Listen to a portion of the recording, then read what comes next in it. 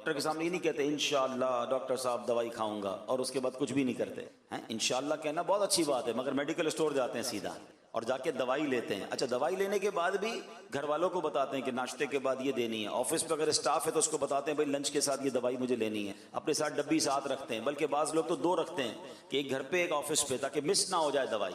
اور تھوڑے دنوں کے بعد وہ ہماری لائف کا ایک پراپر حصہ بن جاتا ہے. مس نہیں ہوتی دوائی. کیوں نہیں ہوتی بھائی؟ درود مس ہو جاتا ہے، دوائی مس کیوں نہیں ہوتی؟ اٹ مینس میری دوائی میرے لیے پریورٹی ہے. انفارچونیٹلی درود کو پریورٹی نہیں تھی. بالکل اسی طرح نماز ہے. اچھا میں ایک اور مزے کی بات آپ کو بتاؤں. وچ ایور تھنگ، زندگی میں کسی بھی چیز کو آپ نے پریورٹی دے کر اپنی لائف کا حصہ بنا لیا نا، پھر اس کو کرنے میں پرابلم نہیں ہوتی، بلکہ نہ کرے تو پرابلم ہوتی ہے. ہاں مثال دیتا ہوں. جو پکے نمازی ہے نا، ماشاءاللہ مجھے امید ہے، اس نے ظن ہے میرا آپ سارے ہی پکے نمازی ہوں گے، مگر جو بھی پکا نمازی ہے نا، اب اس کو نماز پڑھنے کے لیے ایفرٹ نہیں کرنی پڑتی. اس کا لاشعور اس کو بیک گراؤنڈ سے باقاعدہ ایک ریمائنڈر کال آتی ہے. مثال کے طور پہ اگر ابھی تک کسی نے ظہر نہیں پڑھی ہوگی نا، ہم میں سے جو پکا نمازی ہے، اس کو ہر تھوڑی دیر بعد اس کو ایک ریکال آئے گی اندر سے. اس کا دماغ اس کو کال دیتا، بھائی نماز پڑھنی ہے، نماز پڑھنی ہے، نماز پڑھنی. عشاء نہ پڑھی ہو اور تھوڑی لیٹ ہو گئی ہو، پکا نمازی ہوگا نا، اس کو یاد نہیں کرنا پڑے گا، اس کی باڈی ریئیکٹ کرنا شروع کر دے گی اتنی نماز باقی ہے. سبحان اللہ. اٹ مینز لائف کا حصہ بنا دیا، اب وہ روٹین کا پراپر پارٹ ہو جاتا ہے لائف کا. بالکل ایسے ہی اگر آپ نماز کو، درود پاک کو، اپنی چیزوں کو، ان عبادتوں کو اپنی لائف کا پارٹ بنا لیں، پھر انشاءاللہ آپ کو ایفرٹ نہیں کرنی ہوگی. یہ نارمل طریقے سے ہوتا چلا جائے گا اور انشاءاللہ ثواب کا میٹر جو ہے وہ جاری ہو. اللہ مجھے بھی آپ کو بھی کثرت سے درود پاک پڑھنے کی توفیق عطا فرمائے. آئیے مل کر محبت کے ساتھ با آواز بلند درود پاک پڑھ لیں. صلو علی الحبیب صلی اللہ تعالی علی محمد صلی اللہ علیہ وسلم. بخاری شریف کی حدیث ہے. سبحان اللہ. یعنی اس ایک واقعے سے سرکار دو عالم علیہ الصلوۃ والسلام کی اتھارٹی، نبی پاک کے اختیار. اور جب یہ واقعہ سنا، شاید سینکڑوں بار میں نے بیان کیا، سنا، آپ نے بھی شاید بیسیوں سینکڑوں بار سنا ہوگا، مگر جب سنتے ہیں نا، کہتے ہیں نا طبیعت ہری بھری ہو جاتی ہے. مدینہ منورہ میں بارش نہیں ہو رہی. اچھا پہلے یہ امیجن کر لیجئے گا یا انڈرسٹینڈ کر لیجئے گا کہ یہ واقعہ پورا بخاری شریف میں اس کی سمری بیان کر. مدینہ پاک میں بارش ہو رہی تھی اور کئی ماہ گزر گئے تھے. تو نبی پاک علیہ الصلوۃ والسلام جمعے کا خطبہ دے رہے، ایک صحابی کھڑے ہو گئے، کہتے ہیں یا رسول اللہ صلی اللہ تعالی علیہ وسلم، بارش نہیں ہو، ہمارے مویشی بھی پیاسے ہیں، ہمارے کھیت بھی سوکھ گئے ہیں، یا رسول اللہ اناج بھی نہیں ہے، کرم فرمائیے، دعا کیجئے بارش ہو جائے. سرکار دو عالم علیہ الصلوۃ والسلام نے ہاتھ اٹھائے اور اللہ کی بارگاہ میں دعا کرنا. اچھا راوی کہتے ہیں، جو حدیث کے راوی ہیں، کہ اس وقت مدینہ پاک میں بھی بادل کا ٹکڑا نہیں تھا، بالکل کلین اسکائی. یعنی آج کے لفظوں میں کہیں کہ فور کاسٹ میں بھی بارش نہیں تھی، بالکل کلین اسکائی ہے. مگر نبی پاک نے دعا فرمائی. ایسا نہیں ہوا کہ دعا کے 2 گھنٹے 4 گھنٹے بعد بارش. ڈیورنگ دیٹ دعا بڑے بڑے بادل آنا شروع ہوئے. راوی کہتے پہاڑ جیسے بادل آنا شروع ہوئے. ابھی پیارے آقا ممبر سے اترے نہیں کہ موسلا دھار بارش شروع ہو گئی. اچھا اتنی بارش ہوئی کہ نبی پاک جب ممبر سے اتر کر نماز کے لیے تشریف لائے نا، تو آپ علیہ الصلوۃ والسلام کی داڑھی مبارک سے بھی بارش کے قطرے ٹپک رہے. یعنی اتنی بارش. اچھا جمعے کی نماز تو ہو گئی مگر بارش نہ رکی. پورا دن بارش، سیٹرڈے بارش، سنڈے بارش، منڈے بارش، ٹیوزڈے، ویڈنسڈے، تھرسڈے، اگلا فرائیڈے دوبارہ جمعہ آ گیا، بارش رکنے کا نام نہ لے. راوی کہتے پیارے آقا پھر جمعہ پڑھانے کھڑے ہوئے. شاید وہی صحابی یا کوئی اور صحابی کھڑے ہو گئے، کہتے حضور کرم کیجئے، بارش رکوائیے، ہمارے گھر ڈوبنے لگ گئے، ہمارے کھیتوں میں پانی بھر گیا، یا رسول اللہ کرم فرمائیے. اب ذرا میں رک جاتا ہوں، ٹھیک ہے؟ اب ایک سوال یہ کرنا چاہ رہا، بارش برسانے والی ذات تو رب کی ذات ہے، اور وہ سارے صحابہ تھے جو جمعہ پڑھنے آئے تھے، مسلمان تھے جبھی تو جمعہ پڑھنے آئے تھے، نبی پاک کے ساتھی تھے، وہ اللہ کی بارگاہ میں دعا کر رہے ہیں. ٹو انڈرسٹینڈ صحابہ کا عقیدہ اور بلیف کیا تھا. اگین دس از حدیث فرام بخاری شریف. صحابہ کرام کا یہ عقیدہ تھا، یہ ان کا بلیف تھا کہ جو چاہیے وہ پیارے آقا سے مانگو، یہ رب سے دلا دیتے ہیں. واہ کیا جود و کرم ہے شہ بطحا تیرا، نہیں سنتا ہی نہیں مانگنے والا تیرا. بھائی بارش برسانی ہے تو بھی نبی پاک سے عرض کر رہے ہیں، رکوانی ہے تو بھی عرض کر رہے ہیں، مگر اب نبی پاک کا کمال دیکھ. پیارے آقا ہاتھ اٹھا کر دعا فرما سکتے کہ یا اللہ، نہیں. اللہ کے نبی علیہ الصلوۃ والسلام نے، جس کے الفاظ ہے پورے مدینے پہ بارش برس رہی ہے، کلاؤڈی ویدر ہے، اور نبی پاک اپنے ہاتھ سے اشارے سے فرما رہے ہیں اللہم حوالینا ولا علینا، اے اللہ ہم پر بارش نہ برسے، ہمارے اطراف میں برستی رہے. اب اس کی وجہ کیا تھی؟ مثال کے طور پہ شہر کراچی میں بارش زیادہ پڑ جاتی ہے، روڈیں بھر جاتی ہیں، لوگوں کو تکلیف، مگر ہمارے اطراف میں جو کھیت ہیں اور جو بڑے بڑے میدان ہیں، اگر ان میں بارش برستی ہے تو ہمارے نیچے بورنگ کے پانی بھر جاتے ہیں، کئی کنویں بھر جاتے ہیں، بہت سارے دیگر فوائد ہوتے ہیں، نہروں میں پانی آ جاتا ہے، بہت سارے ایزی کام ہو جاتے ہیں. لیکن شہر میں ڈیفیکلٹ ہو جاتا ہے. تو نبی پاک کی اتھارٹی دیکھیں، اللہ کے حبیب عرض کرتے ہیں اللہم حوالینا ولا علینا. راوی کہتے ہیں جدھر جدھر ہاتھ کا اشارہ فرماتے گئے بادل کٹتا گیا، بادل دور ہوتا گیا، مدینہ پیالے کی طرح ہو گیا. مدینہ منورہ کے اوپر آسمان کلین ہے، اور مدینے کے باہر سے جو لوگ آتے بتاتے باہر ابھی بھی بارش ہو رہی ہے. اور سبحان اللہ. تو نبی پاک علیہ الصلوۃ والسلام کی اتھارٹی، اللہ کے حبیب علیہ الصلوۃ والسلام کو رب نے کیسا اختیار دیا کہ زمین پر تو اختیار تھا، میرے آقا اشارہ فرمائیں تو بادل کٹ جاتا ہے، بارش برس جاتی ہے، سورج پلٹ آتا ہے، چاند دو ٹکڑے ہو جاتے ہیں. سبحان اللہ. میرے آقا علیہ الصلوۃ والسلام ایسا معجزہ دکھائیں اور اعلیٰ حضرت کا قلم خاموش رہ جائے، یہ ہو نہیں سکتا. بریلی کے تاجدار تو کمال پتہ ہے کیا کرتے ہیں؟ اعلیٰ حضرت سے بہت ساری وجوہات کی وجہ سے پیار ہے، مگر آپ ایک اور کمال پتہ ہے کیا کرتے ہیں؟ نبی پاک کی شان بیان کرتے ہیں اور ساتھ ساتھ اپنی ریکویسٹ بھی لگا دیتے ہیں. ہاں یہ بڑا خوبصورت انداز ہے. سخی کے بچوں کی خیر ہو میری جھولی بھی بھر دو. بھکاری بھی یہی کرتا ہے نا، پہلے ہماری دعا دیتا ہے، آخر میں اپنی ریکویسٹ بھی لگاتا ہے. اعلیٰ حضرت کا آپ ہمیشہ دیکھیں چمک تجھ سے پاتے ہیں سب پانے والے. آقا آپ کی شان ایسی ہے کہ سب چمک پا رہے ہیں. آگے کیا کہا؟ میرا دل بھی چمکا دے چمکانے والے. سبحان اللہ. What a beautiful way to request in the court of رسول پاک علیہ الصلوۃ والسلام. اب یہاں کیا کہا اعلیٰ حضرت نے؟ کہتے ہیں آقا جن کو سوئے آسمان پھیلا کے جل تھل بھر دی. یا رسول اللہ آپ کے ہاتھ تو وہ ہیں جب آپ آسمانوں کی طرف اٹھائیں تو جل تھل بھر دیتے ہیں، آپ کی دعا قبول ہوتی ہے، بارش برس جاتی ہے. جن کو سوئے آسمان پھیلا کے جل تھل بھر دیے، صدقہ ان ہاتھوں کا پیارے ہم کو بھی درکار. حضور ان ہاتھوں سے ہمیں بھی کچھ خیرات دے، ان ہاتھوں سے ہم پر بھی نگاہ عنایت فرمائیے. سبحان اللہ. اللہ سیدی اعلیٰ حضرت کے عشق رسول کے صدقے ہمیں بھی عشق رسول کی خیرات عطا فرمائے. آج میں انشاءاللہ ایک واقعہ بیان کر، اور یہ واقعہ قرآن مجید. جس واقعے کو بیان کرنے کی میری دو نیت. ایک نیت تو یہ ہے کہ اس سے یہ ریئلائزیشن ہو کہ قرآن مجید فرقان حمید کچھ موجود ہے ہمارے. انفارچونیٹلی ہمیں بہت ساری نالج ہوتی ہے، مگر رب کے کلام میں ہمارے لیے کیا کیا موجود ہے اور کیسے کیسے ہسٹوریکل واقعات، یہ واقعات کیوں بیان کیے. آپ کیا کرتے ہیں؟ آپ ریسرچ کیوں پڑھتے ہیں؟ آپ بڑی بڑی کتابیں اس لیے پڑھتے ہیں کہ جن لوگوں نے پہلے اس پہ ریسرچ کر لی، اب اس ریسرچ سے ہم فائدہ اٹھائیں. ان کی کچھ ریسرچ کے فیلئر ہوتے ہیں، آپ کہتے ہیں یہ کام انہوں نے کیا، نقصان ہوا، ہم نے نہیں کرنا. عقل مند آدمی وہی ہوتا ہے جو پچھلوں کے تجربات سے فائدہ اٹھاتا ہے. آپ کی انجی میں بڑا پیارا ایک مقولہ ہے، do not try to invent wheel again. دوبارہ جو ہے وہ پہیہ ایجاد کرنے کی کوشش مت کرو، وہ ایجاد ہو گیا، پہیے سے کچھ بنانا شروع کرو. اب کسی نے کچھ کر لیا اور اس سے اس نے لاس کر لیا تو تم تو مت کرو نا. سبحان اللہ. قرآن میں فرقان حمید میں پچھلی قوموں کے واقعات کو بیان کرنے کی وجہ بھی یہی بیان کی کہ تاکہ پچھلی قوموں نے جو مسٹیکس کی، جو اللہ کی نافرمانیاں کی، جو غلط کام کیے، اس کا جو خمیازہ انہوں نے بھگتا، جو عذاب آئے، جو پنشمنٹس ہوئی، سبحان اللہ، میرے محبوب کی امت وہ کام نہ کرے. اٹ مینس قرآن ہمارے لیے خوبصورت گائیڈ لائن ہے. مگر بات یہ کہ پڑھے تو صحیح نا. ہم میں سے بہت سارے لوگ وہ مسٹیکس آج کر رہے ہیں کیونکہ قرآن نہیں پڑھا، اور بعض اوقات دنیا میں اس کے وہ نقصان بھی دیکھ رہے ہوتے ہیں. اب میں بات کروں گا ایک ایسی قوم کا اور ایک ایسے گارڈن کا کہ جس کا تصور کریں، امیجنیشن کریں تو عقل حیران ہو جاتی ہے. سبحان اللہ. قرآن کہتا ہے، اچھا یہ 22ویں پارے میں پوری قرآن پاک کی سورت ہے، سورہ سبا. یہ کسی قوم تھی جس کا نام ہی قوم سبا تھا. یہ اس قوم کا واقعہ ہے. ان کو اللہ نے کتنا نوازا تھا، اب ذرا سنتے جائیے گا. قرآن میں رب فرماتا ہے، بسم اللہ الرحمن الرحیم، لقد کان لسبأ مسکنہم آیہ جنتان عن یمین و شمال کلوا من رزق ربکم واشکروا لہ بلدۃ طیبۃ ورب غفور. ترجمہ کنز العرفان، بے شک قوم سبا کے لیے ان کی آبادی میں نشانی تھی. 2 باغ تھے، ایک دائیں طرف دوسرا بائیں طرف. اپنے رب کا رزق کھاؤ اور اس کا شکر ادا کرو. پاکیزہ شہر ہے اور بخشنے والا رب. اللہ اکبر. یہ کیسی قوم تھی؟ اللہ کریم نے، یاد رہے، سبا عرب کے علاقے یمن کی حدود میں واقع ایک قبیلے کا نام تھا، یہ ٹرائب کا نام تھا.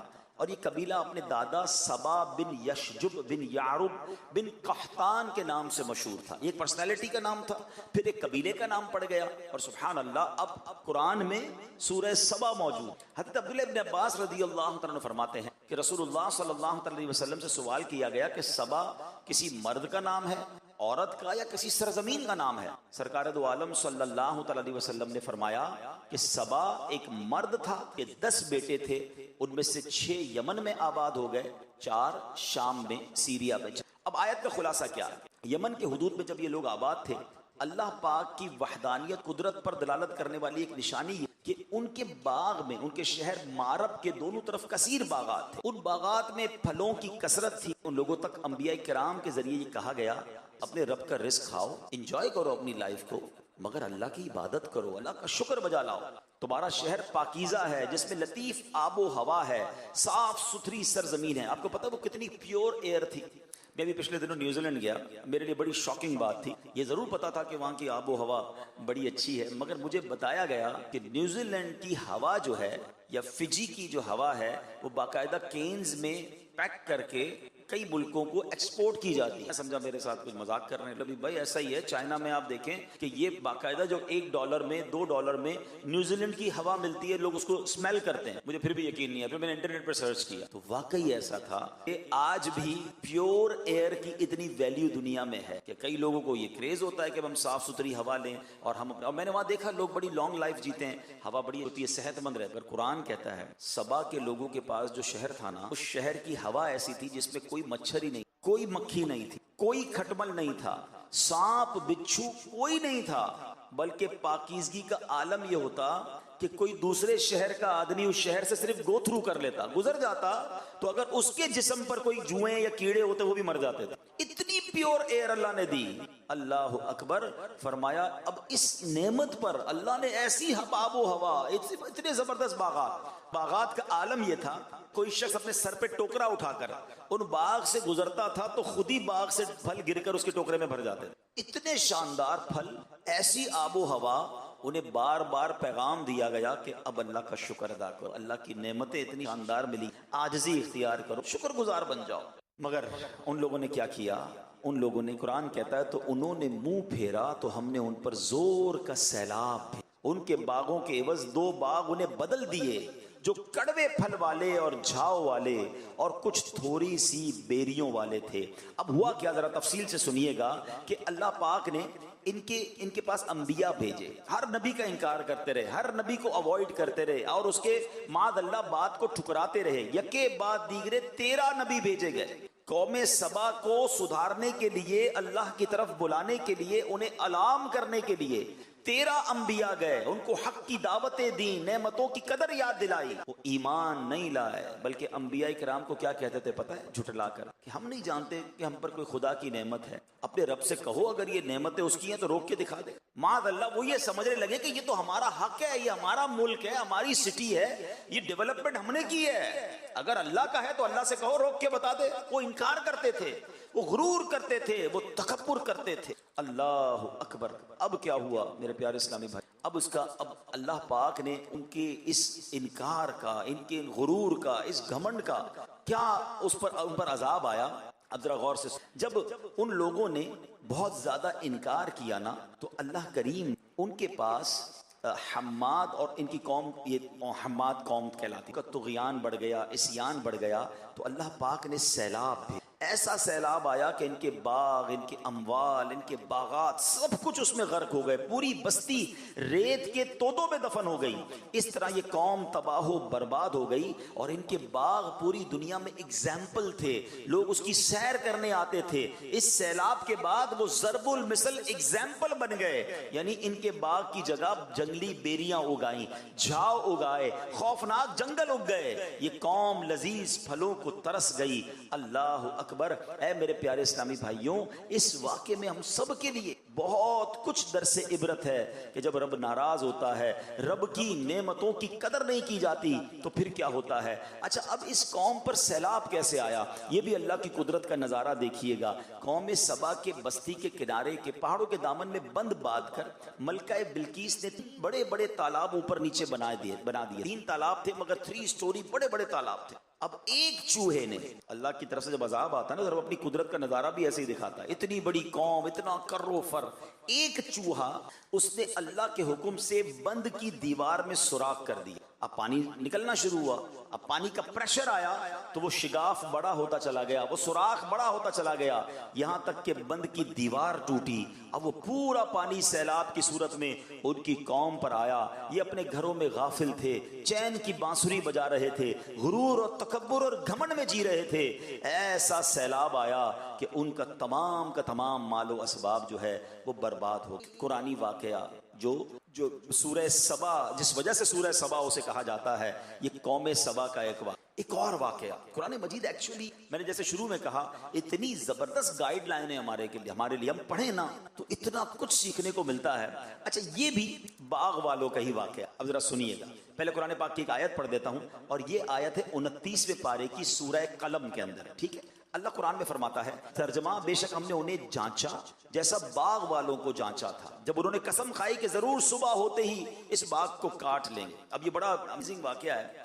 یہ باغ یمن کے شہر صنعاء سے 2 فرسنگ یعنی 6 میل کے فاصلے پر تھا۔ اس باغ کا ایک بڑا نیک، وہ باغ کے پھل کثرت سے فقراء کو دیتا، ایک چیریٹی۔ اس کی عادت یہ تھی کہ جب باغ میں جاتا تو فقیروں کو بلا لیتا، غریبوں کو بلا لیتا، تمام گرے پڑے پھل جو ہے فقیر لے لیتے، پھر باغ میں بستر بچھا دیے جاتے، پھل توڑے جاتے، جتنے پھل بستروں پر گرتے وہ بھی فقراء کو دے دیے جاتے، جو خالص اپنا حصہ ہوتا اس سے بھی وہ 10واں حصہ فقیروں کو دے دیتا تھا۔ اس طرح کھیتی کاٹتے وقت اس نے بہت سارے فقراء کے حقوق مقرر کیے ہوئے تھے کہ جب بھی کھیتی کٹے گی فقیروں کو اتنا دیا جائے گا، اتنا فیصد دیا جائے گا، بانٹا جائے۔ بڑا سخی آدمی۔ اس کے انتقال کے بعد اس کے 3 بیٹے وارث تھے، اس کے بیٹے ابو کی چیریٹی دیکھتے تھے، ہونا تو یہ چاہیے تھا کہ لیگیسی میں اپنے باپ کی سخاوت کو کنٹینیو کرتے۔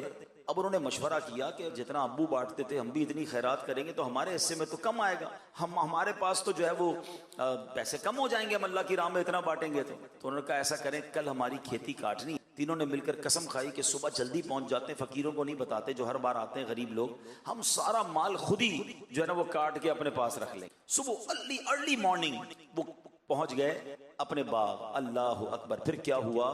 جب باغ میں پہنچے تو اللہ کے حکم سے رات ایک آگ اس باغ میں، اور صبح تک وہ سارا باغ جل کر سیاہ ہو۔ جب صبح یہ اپنے باغ میں، لیکن کسی اور باغ میں آ گئے تو باغ ہے ہی نہیں یہاں پر، تو سب جل کے خاراخ ہو گیا ہے، ہم غلطی سے راستہ بھول گئے ہیں۔ مگر آس پاس کی دیواروں اور تمام چیزوں کی جب نشانیاں دیکھی تو قرآن کہتا ہے انہیں احساس ہو گیا، تو ہمارا ہی، اور اب انہیں احساس ہوا کہ ہم نے بری نہیں، ہم نے اللہ کی راہ میں خرچ کرنے سے ہاتھ روکنے کی نیت کی، ہم نے اللہ کو ناراض کیا اور ہمارا سب کچھ چلا۔ ان لوگوں نے پھر اللہ کی بارگاہ میں رو رو کر توبہ کی۔ طویل واقعہ، میں اس کو سمرائز کر رہا ہوں۔ انہوں نے رو رو کر توبہ کی۔ ایک بھائی کہتا ہے کہ میں تمہیں نہیں کہتا تھا کہ اللہ کی تسبیح کیوں نہیں کرتے، برے ارادے سے توبہ کیوں نہیں کرتے، اللہ کی نعمت کا شکر کیوں نہیں بجا لاتے۔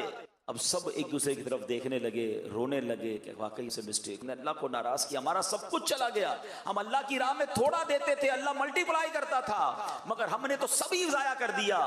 اللہ اکبر! اب سب نے اللہ کی بارگاہ میں توبہ کی۔ سبحان اللہ! تفسیر قرآن میں لکھا اللہ نے اس سے بہتر باغ انہیں عطا فرمایا، توبہ قبول فرمائی اور اس سے بہتر مال عطا فرمایا، اس میں بھی کثیر پیداوار ہونی۔ These are the two incidents from قرآن مجید، ایک سورہ قلم میں اور ایک سورہ سبا میں۔ دونوں کا میسج کیا؟ میسج یہ کہ میرے پاس کبھی اترانا نہیں، گھمنڈ نہیں کرنا، میرا نام ہو گیا ہے بھئی، میرے پاس پیسے آ گئے، یہ سب میں نے کمایا ہے، میں نے پہلے سٹڈیز کی تھی جناب، اچھے نمبروں سے میں نے پاس کیا تھا، پھر میں نے انٹرپرینیور کے طور پہ کام شروع کیا، چھوٹی سی جاب سے کام شروع کیا، ترقی کرتے کرتے آج میں کمپنی کی اس پوزیشن میں ہوں، واٹ ایور ڈڈ، میں نے کیا یہ سب کچھ نہیں۔ کچھ ہے جس نے ناشکری کرنا شروع کی نا، جس نے اترانا شروع کیا، جس کے دل میں یہ خبط سوار ہو گیا کہ جناب یہ میری اسٹرگل ہے۔ ارے جناب اگر اسٹرگل کرنے والے ہی کامیاب ہوتے تو ہم سے زیادہ عقل مند لوگ اس وقت، ہم سے زیادہ اللہ کے نیک بندے پریشان بھی ہیں۔ مجھ جیسے کو ہر وقت اپنی خطائیں یاد آنی چاہیے۔ مجھے ایک بات کا جواب دیجیے، رزق کون دے؟ جواب دو نا، اللہ دینا۔ پانی کون دے؟ آکسیجن جو ہم لے رہے ہیں وہ کون دے رہا ہے؟ جو کچھ ہے وہ رب دے رہا ہے۔ مجھے بتائیں اگر آپ کی آفس میں، آپ جہاں بھی جاب کریں، کوئی بندہ آپ کے CEO یا ڈائریکٹر یا HOD کی بات نہ،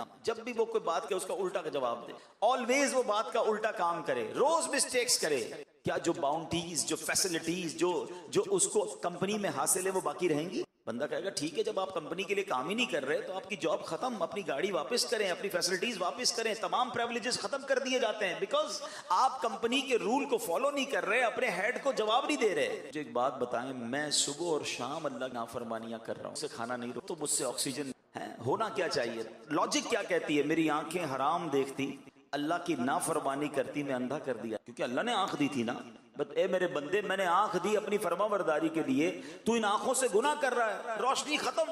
حرام سنتا تو بہرا کر دیا جاتا، حرام بولتا تو گنگا کر دیا جاتا، یہ ہاتھ حرام کے لیے اٹھتے تو گر جاتے، یہ پیر حرام کے لیے چلتے تو میں لنگڑا ہو جاتا۔ فرام مائی ڈے ون، میں تو جب سے ہوش سنبھالا کتنی نافرمانیاں کی اللہ کی، اپنی مہربانیاں روک نہیں رہا. اور میں کہتا ہوں میں یہاں تک پہنچا ہوں سب میرے رب کا. کاش یہ بات سمجھ آ جائے. ایک قرآن پاک کی میں آیت کا جز پڑھ رہا تھا، اللہ اکبر، اگر یہ بات سمجھ آ جائے نا، سبحان اللہ سبحان اللہ. قرآن مجید میں اللہ کریم نے خود فرمایا ہے، اور کاش یہ بات ہمارے دل میں اتر جائے کہ سب کچھ ہمارے رب کا، جو کچھ ہے وہ ہمارے مالک کا ہے.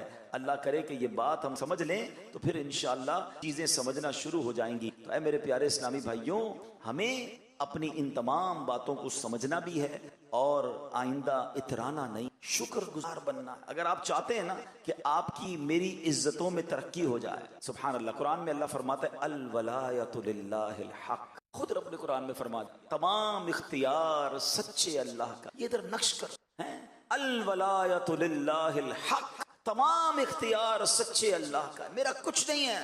وہ پنجابی شاعر کہتے ہیں نا، جے چاویں تے راہ جاندے نو تخت عطا فرما، جے چاویں تے راہ جاندے نو تخت عطا فرماوے، جے چاویں تے شاہ کولوں در در خیر منگاوے. رب چاہے نا تو روڈ پر چلنے والے کو بادشاہت عطا فرما، اور رب چاہے تو بادشاہ کو پل میں فقیر. ارے کوئی اوقات نہیں ہے. اچھا پھر بعض اوقات بندہ کو جب بن جاتا ہے تو پھر کیلکولیٹر سے اتنے پیسے تو ہو گئے کہ 10 سال تو اب اتنے کرنے کہ 100 سال تک کچھ نہ ہو. پیسے اتنے ہو جائیں کہ بچے بھی سکھ سے کھائیں. اب جناب میرے پاس اتنا ہے کہ میری نسلیں کھائیں تو ختم نہیں ہوں گی. یہ بندہ پھر آہستہ آہستہ ہونا تو کیا چاہیے تھا کہ رب نے دیا نا، میں اور شکر گزار ہوتا، میں اور عاجزی کا اظہار کرتا. مگر اب بندہ کہتا ہے میرے پاس تو اتنا آ گیا کہ اب ٹینشن ہی نہیں ہے، کوئی نہیں کرنی جاب. بھائی کیوں کسی کی بات سنوں؟ میں نہیں کہتا ترقی نہ کریں، مگر گھمنڈ تو نہ لائیں نا اپنے اندر. اللہ سے تو جڑے رہیں، اس کی بارگاہ سے تعلق تو کم نہ ہو جائے، ادھر سے کنیکشن تو اور بڑھنا چاہیے. عقل بھی یہ کہتی ہے کہ وہ عطائیں بڑھائے تو ہم سجدے بڑھائیں، وہ عطائیں بڑھائے تو ہم شکر بڑھائیں. مگر ہو کیا رہا ہے کہ وہ عطائیں بڑھاتا ہے، ہم خطائیں بڑھائیں. جب اب پیسے تھوڑے تھے، مقام چھوٹا تھا، جاب چھوٹی تھی، تو گناہ بھی تھوڑے تھے. جیسے جیسے جناب ترقی ہوتی گئی، کاش نیکیوں میں ترقی ہوئی، گناہوں میں میں تو انتظار میں تھا یار اتنے پیسے آئیں گے تو یہ والی عیاشی کرنی ہے، یہ والا کام ہو جائے تو یہ والا گناہ کرنا ہے. یہ کیا کر رہے ہیں ہم؟ لاجیکلی بھی آپ کا باس آپ کے آفس میں کوئی آپ کو اچھی انسینٹیو دے، اچھا بونس دے، آپ تھینکس کرتے ہیں، آپ کہتے ہیں یار آلویز اس بندے نے مجھے میرا ساتھ دیا ہے، میں اب اس کمپنی کو کبھی نقصان نہیں پہنچاؤں گا، اپنے باس کو کبھی ناراض نہیں ہونے دوں گا، یہ مشکل وقت میں میرے کام آیا تھا. بالکل ٹھیک ہے، دنیا میں جو اچھا کرے اس کے ساتھ اچھا ہی برتاؤ کرنا چاہیے، مگر صرف دنیا میں. جس رب نے بچپن سے لے کر آج تک مجھے عطائیں فرمائی، پیدا ہونے سے لے کر اب تک میں اس کی نعمتوں کے بوجھ تلے دبتا جا رہا ہوں، وہ ناراض ہو جائے اور یہ کبھی خبت سوار نہ کرنا کہ میرا بہت کچھ ہے اور میں جناب اب مجھے کچھ نہیں ہو سکتا. قوم سبا کا واقعہ بتا رہا ہے، یہ باغ والوں کا واقعہ بتا رہا ہے. چلے آپ کہیں گے عبدالحبیب بھائی یہ تو ہزاروں سال پرانے واقعات سنا رہے ہو، 2022 کی بات ہے نا، ترکیہ میں زلزلہ آیا ہے، میں خود وٹنس ہوں اس ارتھ کویک کا.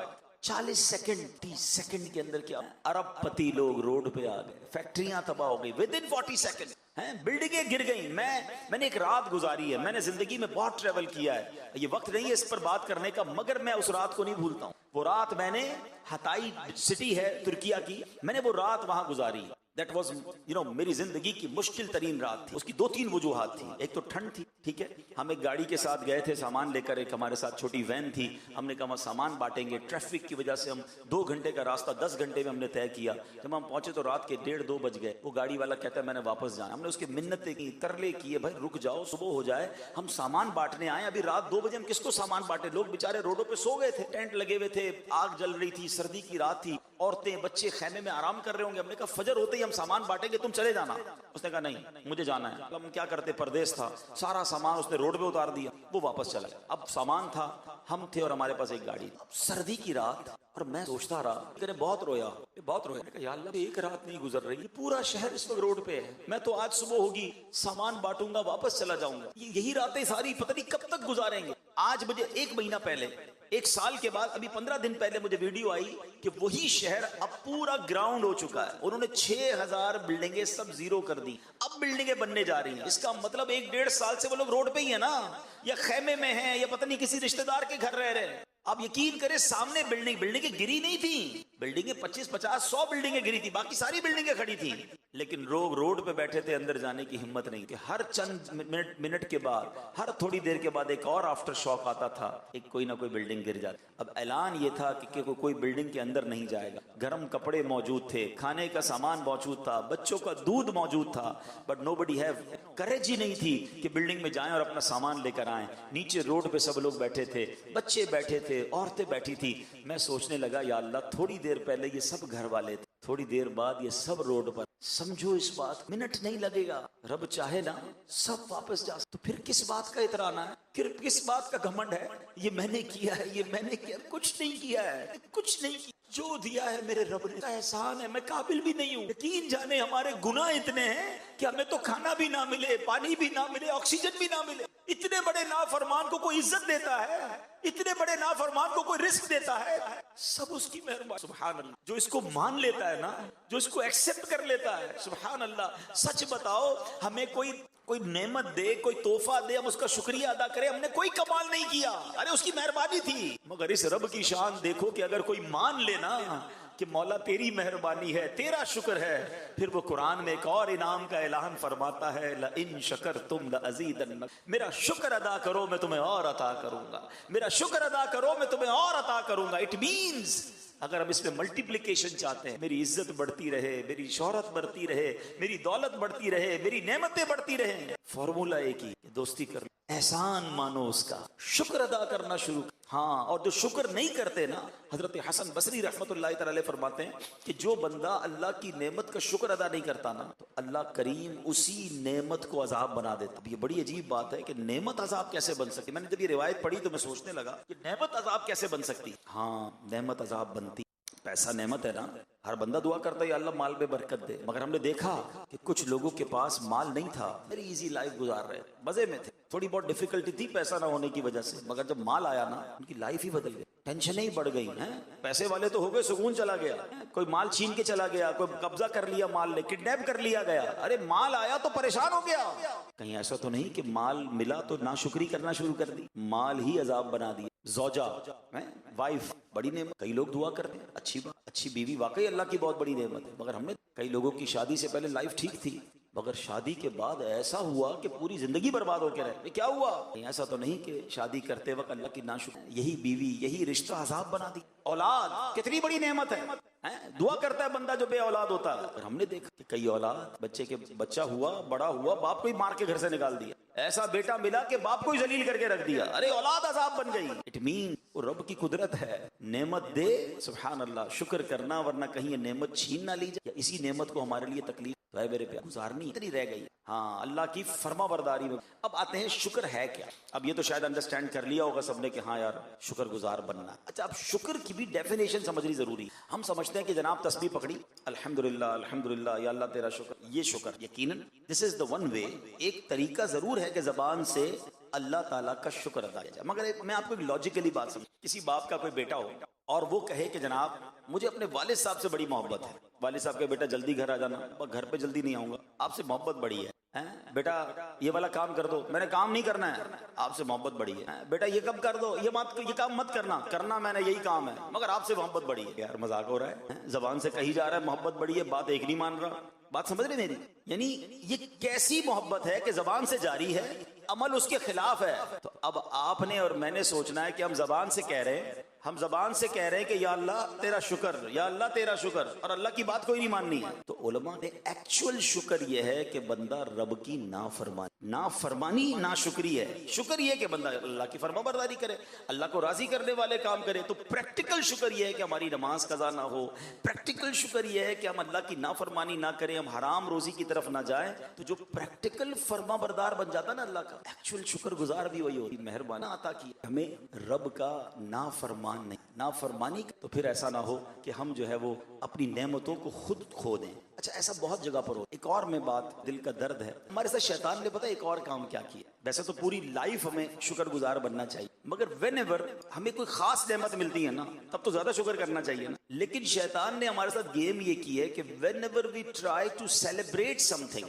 جب بھی زندگی میں سیلیبریشن کی نام آتی ہے نا, تو دماغ کے کسی کونے میں شیطان نے یہ بٹھا دیا کہ سیلیبریشن کا نام ہی اللہ کی نافرمانی ہے. ہمارا ایمان اور عقیدہ ہے کہ دینے والی ذات رب کی ہے, مگر جب بھی وہ دیتا ہے، اب آپ کہیں گے یار ایسی کیسی بات کر رہے ہیں، ہم کہاں سیلیبریٹ میں گناہ کرتے ہیں؟ اسٹارٹ لیتے، بچہ پیدا ہوا، برتھ ڈے کرنی بہت اچھی بات ہے، اللہ کی نعمت ہے اولاد، برتھ ڈے میں کیا کرتے ہیں؟ خواہ کھائیں بھائی، کون کہتا ہے کیک نہ کھائیں، کون کہتا ہے آپ دوستوں کو دعوت نہ کریں، جائز طریقے سے کر لیں بھائی، اس پہ گانے باجے میوزک ڈال کر اللہ کی نافرمانی، بچے کی خوشی میں بھی رب کو ناراض کر رہے ہیں۔ یہی بچہ بڑا ہو گیا، اب شادی کرنی ہے، سچ بتاؤ شادی میں کون سا گناہ ہے جو ہم نہیں، کون سی نافرمانی ہے جو ہم نہیں کرتے ہیں؟ اس نافرمانی حالانکہ کتنی بڑی نعمت ہے، پھر ہم کہتے ہیں ہزاروں لاکھوں روپے خرچ کرنے کے بعد خوش، جناب اولاد نہیں ہو رہی ہے، میاں بیوی میں پیار نہیں ہے، آپ سوچیں آپ نے اس خوشی میں رب کو ناراض کتنا کیا ہے؟ یہ خوشی میں تو صدقے بڑھانے چاہیے تھے نا۔ ہمارے بہت اچھے دوست ہیں، رشتہ دار بھی ہمارے، بہت اللہ نے مال دی، ان کے بچوں کی شادی میں ایک بار جانا ہوا تو بڑا نارمل سی دعوت، اور ایک ہی دعوت کی انہوں نے، وہ لمبی لسٹ بھی نہیں تھی دعوت کی۔ پوچھا کہ آپ اتنا خرچ نہیں کیا اپنے بچے کی شادی پر، آپ تو کروڑوں روپے خرچ کر سکتے ہیں۔ کہتا ہاں میں کروڑوں کر سکتا ہوں، مگر میں نے سوچا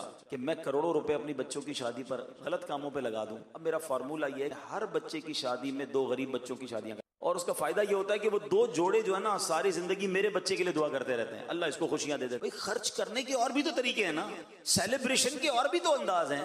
اصل میں ہم پتہ نہیں کدھر کھو گئے ہیں کہ جب بھی اب نیا کاروبار لیا، کاروبار کی اوپننگ سیریمنی دیکھیں وہ میوزیکل شو ہو رہا ہے، کیوں ہم غلط چیز شامل کر، قرآن خوانی کر لے بھائی۔